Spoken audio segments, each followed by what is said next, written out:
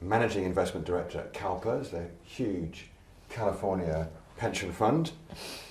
Katherine Stodulka, Partner, Sustainable Finance at SYSTEMIQ, and been deep into blended finance and various other ways of getting finance to move, not least to emerging markets, which we're going to come to for sure in our conversation. But our conversation is largely focused on how finance is, or possibly isn't, moving us towards tipping points in the transformation in our economy that we need in order to deal with climate change. Some of the things we're going to explore, what might be those tipping points, what's going to make the difference, what's changed, what may be changing because of COP and some of the big announcements which have been made, how we're going to take account of those huge numbers that have been announced during the course of the week, but think hard about implementation, what else needs to change to make that money flow, and then maybe pick up on some various themes that I know you know about. What kind of instruments do you think perhaps hold out the best hope for moving that money in a new direction? So, Kat, why don't we start with you, and just survey for us what's happening at the moment at this event, which gives you some feeling that perhaps we might be heading towards some kind of tipping point, maybe because of all these announcements on finance. Thank you, James. And I just have to say it's such a pleasure to be here with you, and also with Anne, my personal hero for a very long time, given your leadership in this agenda. And maybe that's, in terms of tipping points, where I could start, James, because this is being dubbed the Finance COP. Who's showing up at this COP really matters. We've got challenges around inclusion here, but we have seen in huge force the financial institutions, from pension funds to private equity to asset managers to the VC guys trying to do new tech. Everyone's here from the financial community, and that starts to show me that we get the why, and now we need to talk about the how. I do need to remind us, though, that since Paris, we've still had $3.8 trillion go into fossil fuels. In 2019 alone, we had 2.6 trillion go into sectors that are major drivers of biodiversity destruction. So that's roughly the size of the GDP of Canada. There's a lot of money still going into the bad stuff, into these dirty assets. I've got cause for hope, though, when we talk about tipping points. If I think about issuance of bonds this year and loans, coal, oil and gas bonds and loans were about 460 billion, and green bonds and loans are about 463. So even split on fees, we're starting to see how this really makes sense, at least in the capital markets, and that gives us cause for, I think, hope, but we're also seeing that tipping point. If we're half and half at the moment, suddenly, with the right people in the room at the Finance COP, this really is a private sector owned agenda now. They get the green, they get the why, it's how we do that. And let me immediately turn to you to see how you interpret these big announcements that are being made. You're obviously very familiar with the sheer scale of them. I mean, it's quite hard to hold 130 trillion in your head, but just to give me your perspective on all these big money announcements. Oh, I think Kat said it beautifully. Is the how, and how do we hold finance accountable for these bold, brave, shiny new claims? So back to my grandmother, one of her good bits of advice in life: fine words, butter no parsnips. So if we're measuring progress by statements, it's all sorted. But the real thing now is, how do we make sure that these financial commitments are translated into action? And we don't really have that framework of accountability in the financial sector. So this issue of snake oil in finance is as old as the hills. The question of whether we're getting what is promised is a serious challenge. So for that reason, we know that the policymakers obviously want to draw the money in, and I think the numbers that you've just cited show very well how the money is moving. The question is, there's still a gap between what's being said and what's being done. So on the CalPERS side, we've got our own members who hold us to what we promise, because we're a pension fund where our members elect half the board, the taxpayers appoint the other half. We have our investment meetings in public. So Kat, you, James, any of the listeners or viewers to this discussion can watch the YouTube channel and see a CalPERS board meeting. You can ask a question, you can call out what the decisions are. Now, when we get situations, for example, like at DWS, where the head of sustainability is fired after she has attempted to correct some claims, allegedly, this is now triggering this question about, are we in the realm of snake oil in sustainability? And it's funny, I was thinking about this whole issue. I mean, people talk about greenwashing, but it's not just about the environment, it's the human capital side of it, like what's actually happening with the impact on people. And I was looking back at these early court cases in the United States when snake oil was being sold as the cure for everything. But the first court cases were about, there's not enough snake in the snake oil. You're not giving us the snake that you promised. So there were court cases made and won, and then about 30 years later it's like, the snake oil doesn't work. So even if you've got, and I think we're in a bit of that situation where we've accepted that the snake oil has got to have some snake in it, but does it actually work? Will it make people fall in love with you? Will it make you, cure your hair if it falls out, or your teeth do the same? So I think this is why the whole agenda around accounting and audit is so important. Metrics and performance standards and all those things. Yeah, all of that, because we need this radical transparency. It's not just what you say, but what you do. And it's very hard to get at that in the financial sector. So all of these calls for the banking sector, the insurers, pension funds like ours, but the investment managers, and remember, it's not their money. They are investing other people's money. How we hold the financial intermediaries accountable is going to be a big part of how we get this done. Because, the warm words won't do it. No.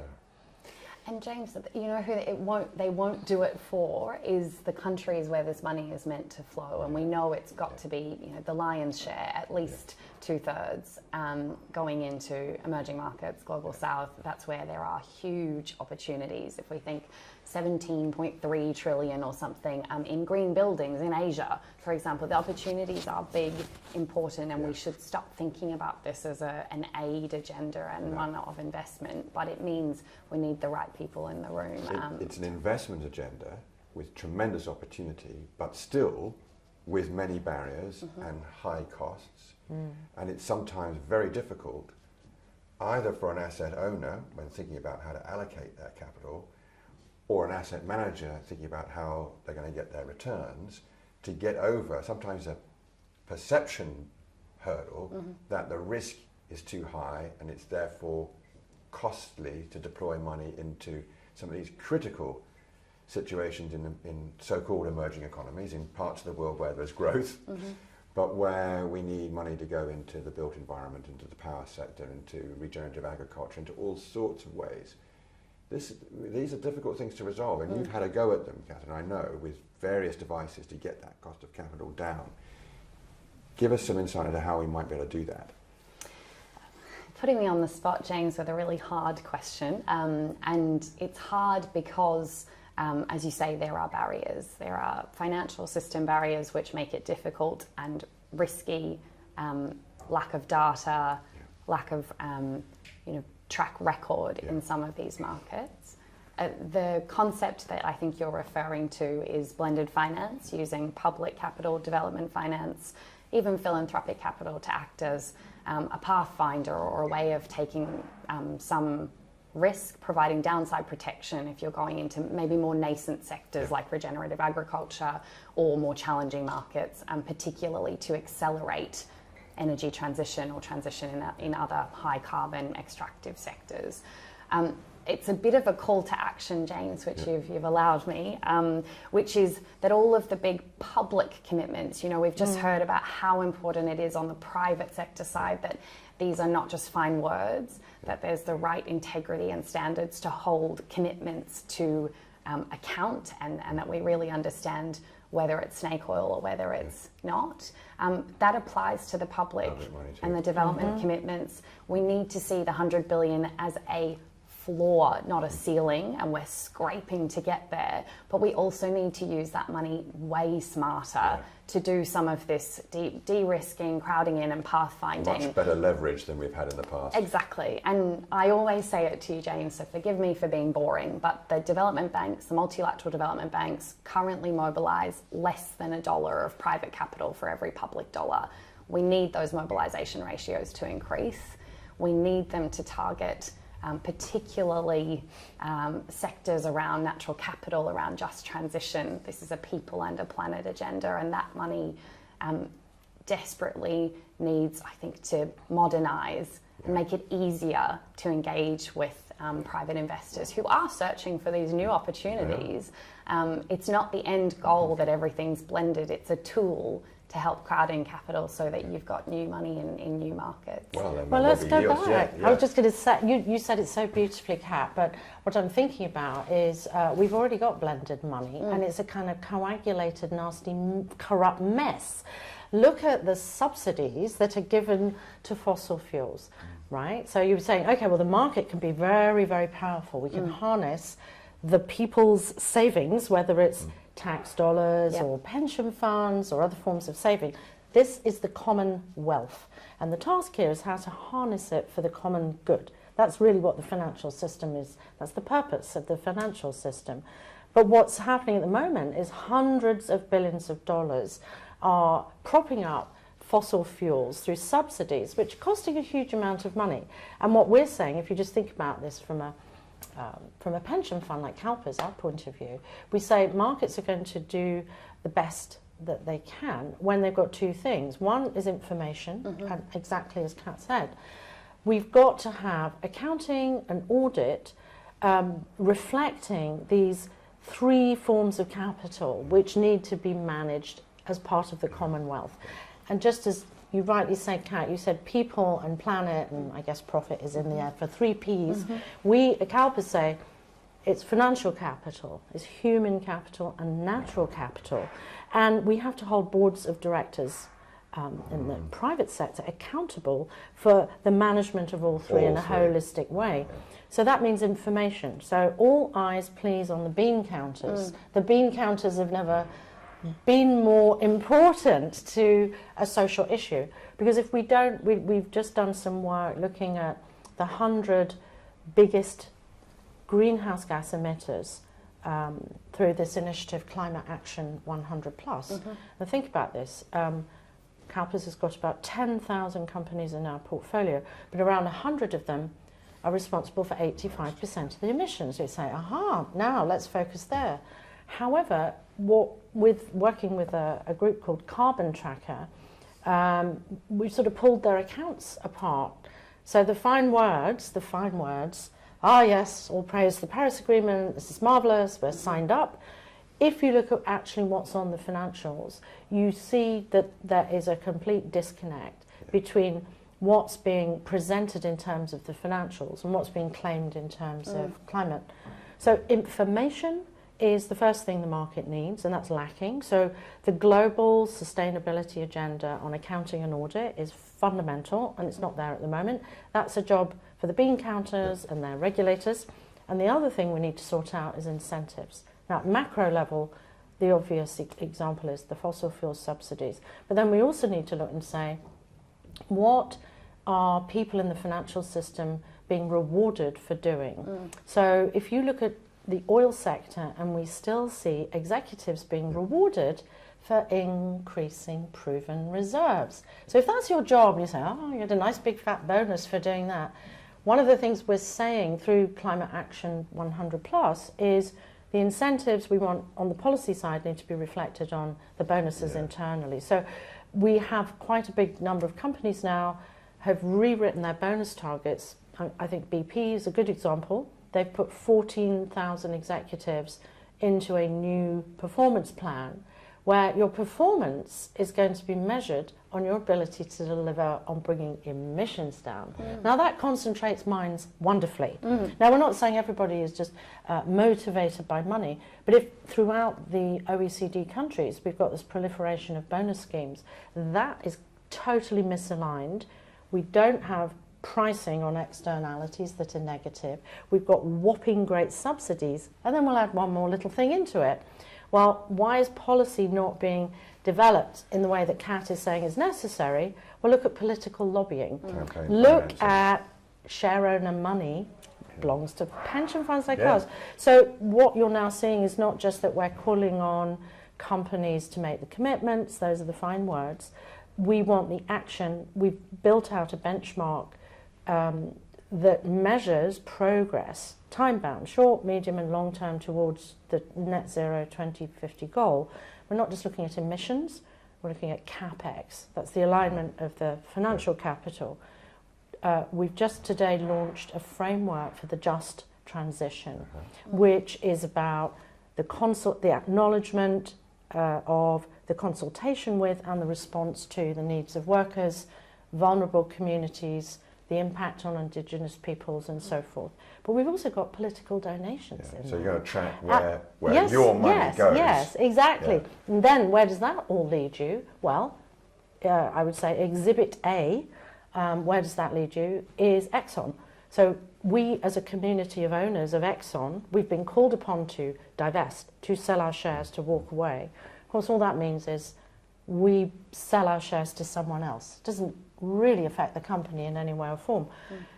Removing directors from the board of Exxon through supporting Engine One's campaign and working closely with them and bringing 3 new directors onto the board, that's the sign of hope for me. Because if the current cohort of the great and the good isn't ready and willing to take the action, not the fine words, but butter the parsnips, this is we need new leadership. Because part of our programme here has been to look at leadership.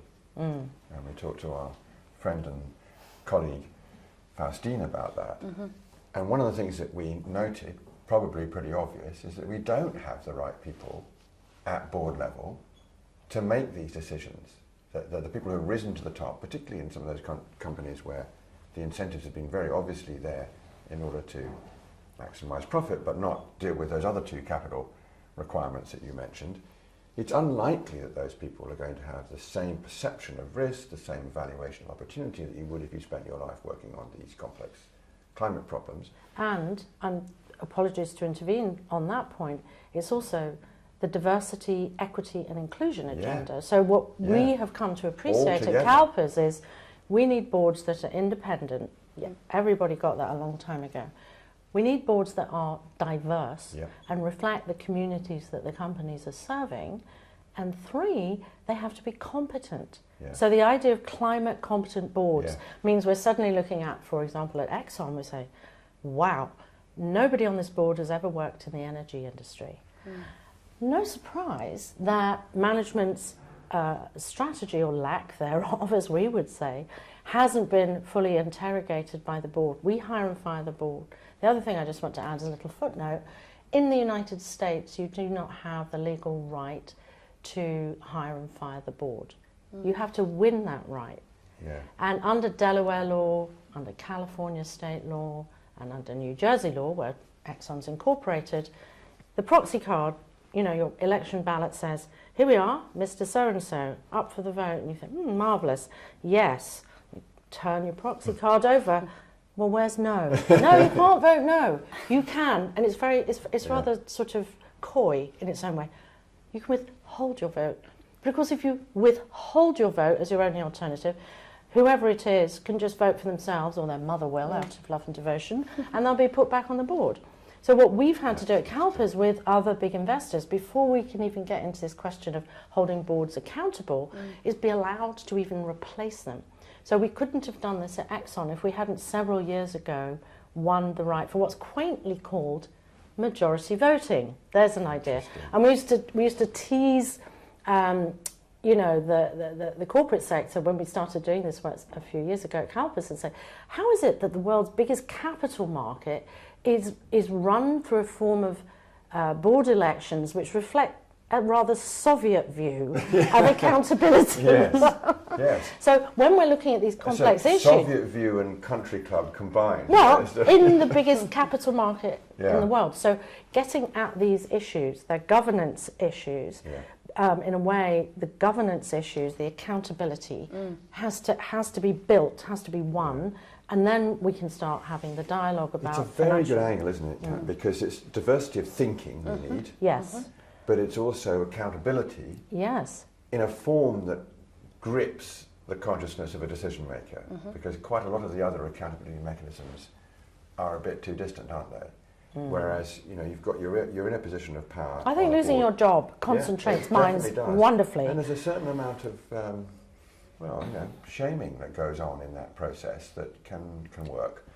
So I wonder whether we can make this connection between the sort of changed thinking that involves and the sort of different incentives and where you think opportunity might be for new directions in finance. I mean, where should we be thinking about where the new directions are, given these big commitments? Is there a particular point in the spectrum that you think needs real emphasis to make money move to something else? Give us a sense of where the new thinking is for the direction. Let me go to Kat first. I love listening to Kat. She's brilliant. So, well, I mean, I'm firstly glad you brought up the leadership agenda again, because I started this saying it was a privilege to be on this podcast with you, and I think you've just heard leadership in action. That's a lot of complexity to teamwork in action. Exactly. No, really, really a privilege to be on with you. There are a couple of things, James. Firstly, I think it is this issue of climate competence. You know, if you know and understand that you're exposed to risk, let's start with risk in the financial community, that helps focus the mind as well. You know, if it's risk of losing your job, but also your exposure to losing money. We are getting incredible tools to understand physical transition, litigation risk. And the challenge we have now is to integrate it into investment decision making. Exactly. It's not enough to have, I think, transformative leadership coming from the top, and it's not enough to have, you know, the most excited new grads also grasping this green agenda. You've got to make it embedded in the day-to-day practices of those institutions. Exactly. When you go to work, that's how you do things in order to get that outcome. Exactly. And then it's incentives, of course, because if we require people to put their jobs on the line, actually, and to be courageous on this stuff, that I think people are really courageous in this space, but expecting, you know, every human being to kind of risk their job just to integrate net zero or a green commitment in, whether you're a lawyer, whether you're a banker, I think we need to actually standardize and embed and integrate this into transaction documents, loan agreements, investment decision-making processes. So that's the unsexiest thing I've said today. But completely correct. But really, but really necessary to the reproductive system. Exactly. Yeah, because that's how system change happens, right? It's a pollination of ideas, different kind of sexy. Big vision, leadership certainly, but a series of intervention points. Yeah. With lots of levers to pull every day, so the system changes. Yeah. I'll punt I've got a last one. I know. I just have to sneak it in. No, it's a good way to round off. Let's go for it. Private markets. So what's happening in the public markets, and I think Kat has just set out exactly what we need. We need the training, the incentives, the investment strategies. We need the regulators and the beneficiaries and the people who the money belongs to need to be able to have a line of sight into all of that. But we've tended to focus on the public markets. Now, if you look at the role of public markets, they're becoming less and less and less important. The private markets are booming, and public markets are relatively less important for kinds of reasons we talk all day about. But the result is we at CalPERS have just recently developed and launched a new ESG data convergence platform with a $4 trillion alliance, just to kick it off, of general partners and limited partners like ourselves, pension funds like APG, APB, CPPIB in Canada. And we've chosen 6 areas which we think are fundamental to our fiduciary duty to create sustainable returns. And they include issues like, of course, greenhouse gas emissions, renewables. That's one piece you'd expect to see. Why does that matter? Because what's happening is not only does the divestment trend mean dirty assets are changing hands, which doesn't change the Often assets. coming out of public companies into private. Thank you. There's a lot of that going on, isn't there? There is indeed, hundreds of billions of dollars. And then we've got a problem out of sight, out of mind. Yeah. So we've got to get at private markets. So this new ESG data convergence platform is setting standards on emissions, the dirty assets still being tracked from cradle to grave. Yeah. Also on net job creation, on diversity, on health and safety, and a set of other measures as well. What that is enabling us to do, and in April 2022, we'll have the first reporting out of this. We're then going to be able to start correlating standards on financial capital with human and natural capital. And it's very interesting. I was just talking to my colleague who's leading this work, Julia Jaskolska, and she's had a first look at the early data stream that's coming in from this work. We're only a couple of months into it, but the correlation between diversity and financial performance is already evident, which is very encouraging. But you need the numbers. You need numbers, yeah. So, look, we have to bring this great conversation to a conclusion, sadly. It's a bit of a cliche that we have plenty of capital in the world. It's certainly accumulating. There's a lot of question marks as to where it should go or how rapidly it should go. But our main task is to make it flow towards the solutions to climate change and away from further risk. And we've had some ideas here about how that might happen. Some of it is focused on the people making the decisions, some of it's focused on the public policy makers, some of it's focused on the sheer scale of the opportunity in markets that perhaps haven't been adequately addressed. But the challenge which we must rise to is to take these big commitments of massive numbers on finance, mobilise it, move it to where it's needed, move it sensibly, not in a helter-skelter way, but get on with getting this capital deployed so that we can start regenerating our natural systems and finding true value in them and making sure that we've got enough resources to do this transition to a net zero economy and do it in time. So thank you very much, Kat and Anne. Lovely to talk to you. Good to be with you. And James, I'll have the final word, which I always love in a conduit conversation: get more women on boards. That's how we tackle everything that James just said. Well, we've got a project called 3D, the Diverse Director Data Source, which is a conduit, verb, object. It's a place where diverse candidates for boards can put their. It's housed by Equilar, and through that we've been able to source over 1,000 diverse directors to corporate boards in the last few years. So it's all there. It's all that talent's there. So, Kat, I couldn't agree with you more. And allies matter. Allies matter. We need allies in all of this, James. Good stuff. Thank you all. Thank you so much. Bye.